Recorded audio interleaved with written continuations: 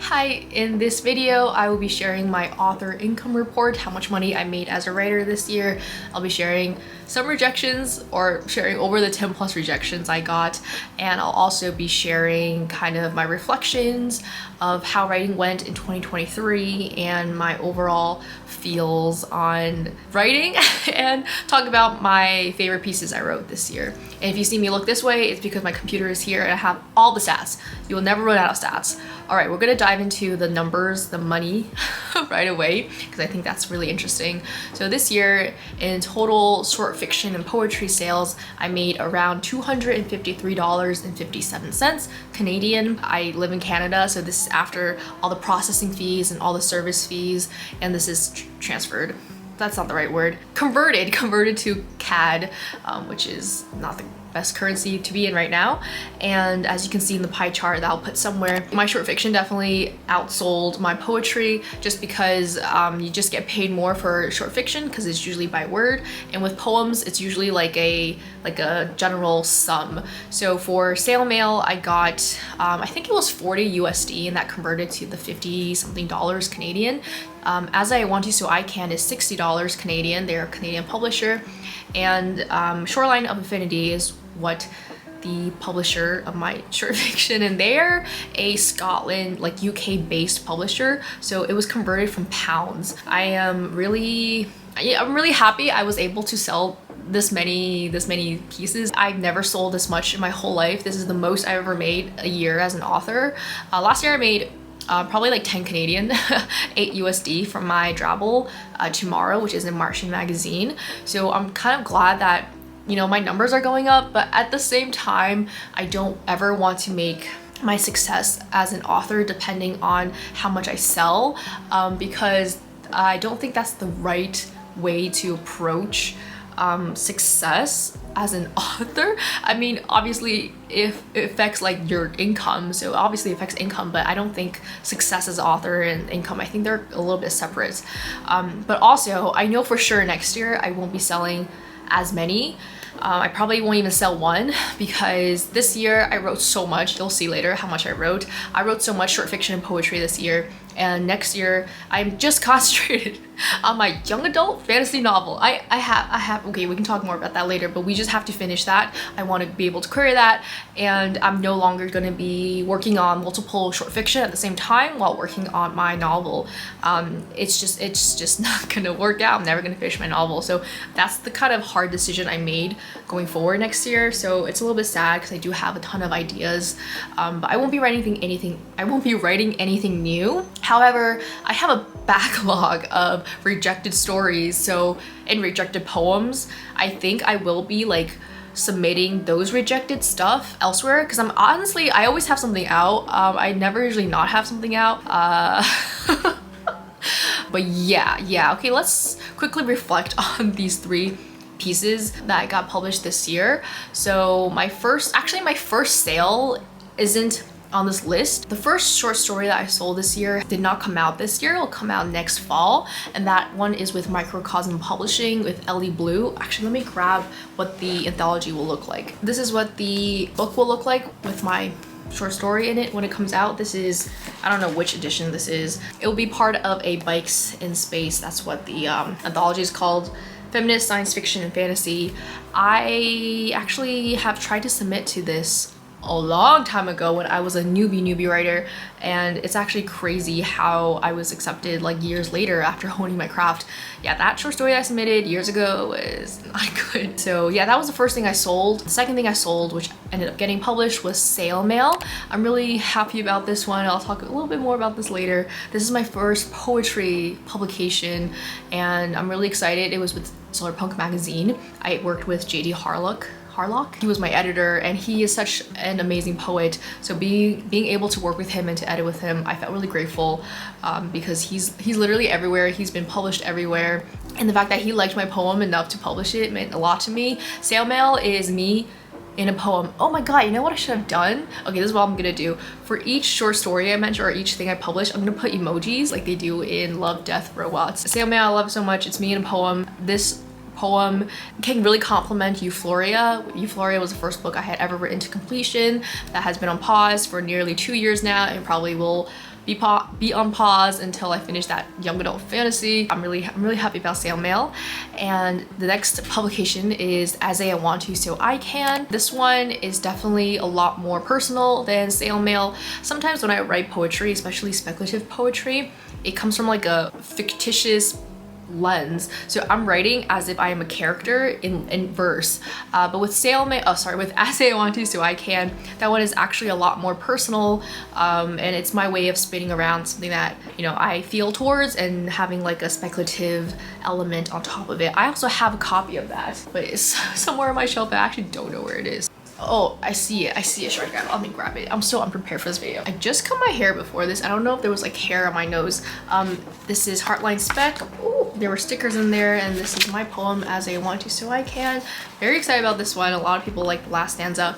I do too. It has a special place in my heart. And the last thing I sold is with Shoreline of Affinity. This is red and green, orange and blue, me and you.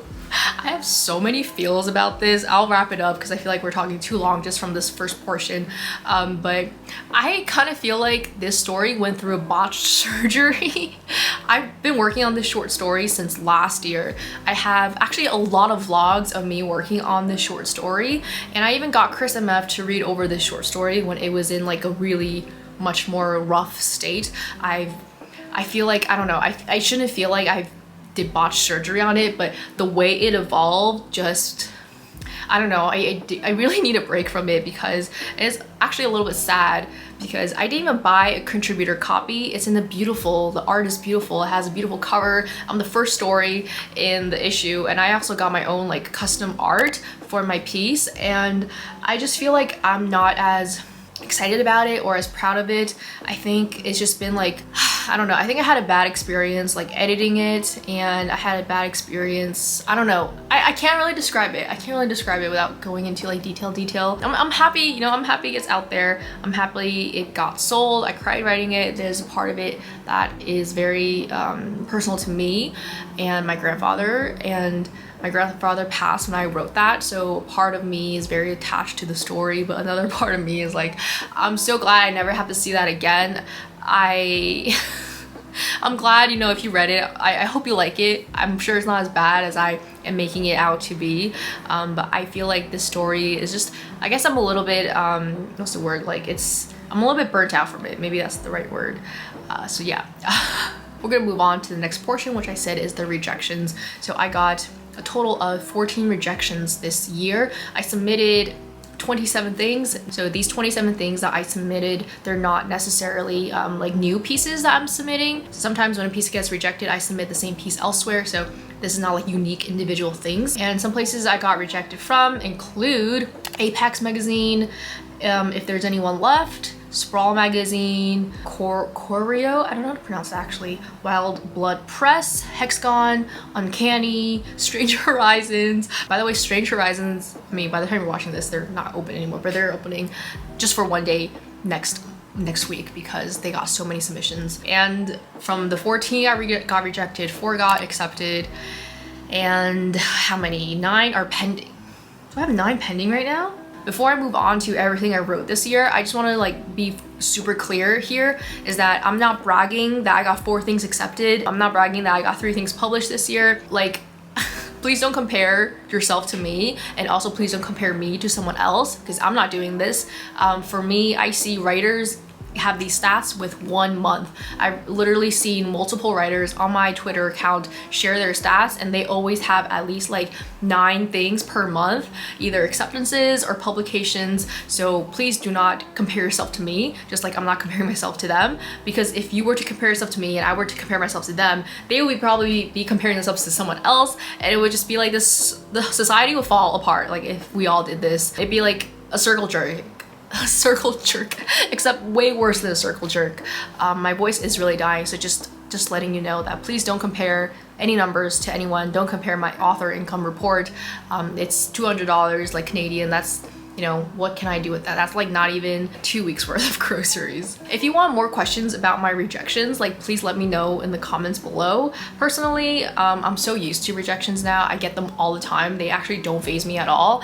I used to get like a little bit upset. Actually, there's a vlog of me being really upset at the beginning of this year, but that's because I was not constantly submitting, and now I'm constantly submitting and constantly getting rejected. So the mindset that I switched, and I think being part of Augur really helps, is that sometimes your story is just not in the right magazine, it's not in the right home. And I have a story about this. I don't know if I should share it. I don't know if it's too much, but I'll share it. I won't say names or anything. So I was slush reading the last Augur issue, and we came across this story, and I really liked it. I did. I really did like it. But there was something like holding me back.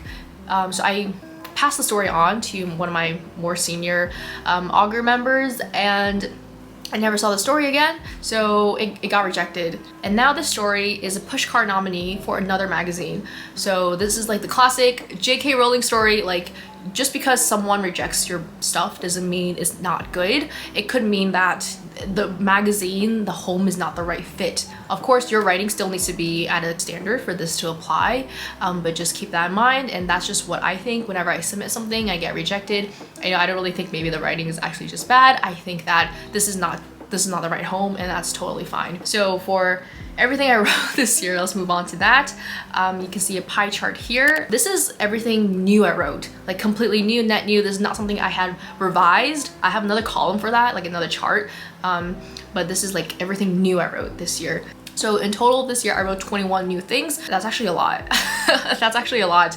And I started one short story but didn't finish it, so that's not included in this chart. And I also did include things I revised. So there were 2 short stories I wrote that are not in that pie chart. And then the things I wrote in 2023, this also includes my young adult novel because I finished the first draft, so I included that in here.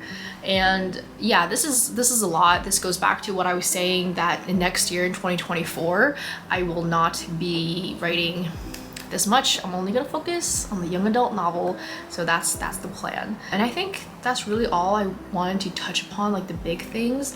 We can go over, I mean, I feel like I reflected a lot already. I can talk about my favorite pieces I wrote, or the pieces that I'm most proud of. So I'll pick 2 on this list, 1 poem and 1 fiction short story. So I'm most proud really of Sail Mail. I can't believe that that was my first poetry publication. I have a video of the release day of that magazine, that issue, and it was a hiccup in some end because Sail Mail kept getting misspelled as snail mail, which made me realize that I never want to have a pun again, like a twist on a pun, because I feel like people will just like misspell it, because that happened many times. But I think Sail Mail is the one I'm the most proud of because it has the most people reaching out to me, I guess. People tagging me and saying they liked it, and I don't have that for anything else. Sail Mail was touched on by 2 other poets or 2 other writers, and I feel like I included screenshots of them calling out my story before, my poem before. And it's really fun to have that happen to you. It's really fun for them to discover this poem that's not them knowing me through this YouTube channel. Like, they didn't find me through this YouTube channel and then like read my poems. They read my poems and then found me. So I was really happy. I mean, yeah, I mean, maybe poetry is just like easy to read, so that's why it's easy to like tag people about it. And for a short story that I'm really proud of, honestly, I'm really proud of this one that got rejected by Koro. As I mentioned, I have no hard feelings about rejections, but I read it again literally earlier today because I was thinking of submitting it to Strange Horizons, but I think I need more time. I'm gonna revise it again, and I really like it. I really like it. I'll put that emoji up here. I love this one so much. It's kind of like a not a character study, but like a world study, and I feel like that was a story which I kind of really found my writing style. I think with every year I get better and better at writing, and of course that's always going to happen, but I feel like this is the year I really found my writing voice and my style. I feel like I was still developing that last year, and the year before I was still a newbie. So I feel like I'm really proud of my accomplishments this year. I feel really proud to call myself a writer. Dare I even say author? I mean, I did say author in the title and in the author income report. I'm just really excited to be where I am, and I wouldn't have it any other way. I don't think I should have done more. I don't think I should have done less. I think I'm perfectly where I'm supposed to be. I am turning 30 next year, if you don't know. And I'm sharing this because I want to make it transparent of where I am in my writing career and how I'm doing. I don't want any young person to watch this video and not get the takeaway that you don't have to be published at a certain age. And I feel so bad for how social media is affecting Gen Z right now, and I think it's actually kind of in the worst. So I want to kind of like turn that around and showcase like what a very typical writer could look like, which is me. Please don't feel like you're rushing or you're like losing time. Truthfully, our lifespans are getting longer. You have so much time. So I really wouldn't worry about publishing at a certain age. And also I wanted to share this because like my age and all that, because from a personal note, I feel like I am so much more confident in myself, in my writing as I get older. I read somewhere that in your 30s, you go back to like your teenage self, but you have the money and you don't have the shame. And I really agree with that. When I was younger, I feel like I was very shameful of wanting to stay home and writing, and I think my camera is overheating. I'm really happy to be where I am, and my focus for 2024, my only goal is to work on my young adult novel. That's literally all I'm gonna be focusing on. My stretch goal is to query this book by October. If I'm not querying this book by October, we're gonna push to 2025, because that January period I heard is not the best time to query, but let me know in the comments if I'm wrong, because I might maybe should I just query it anyway. But I want to have the whole draft 2 done by June, and so from June to October I want to do like draft 3, where I can get feedback from my critique partner, and perhaps I can also rely on Chris MF and Lindy Jung to read my story. I'm a little bit scared about that. So yeah, that's what I wanted to say. I just wanted to wrap things up. 2024 is around the corner and I like to reflect. So that's it for this video. I hope you enjoyed it and have a happy new year. Bye.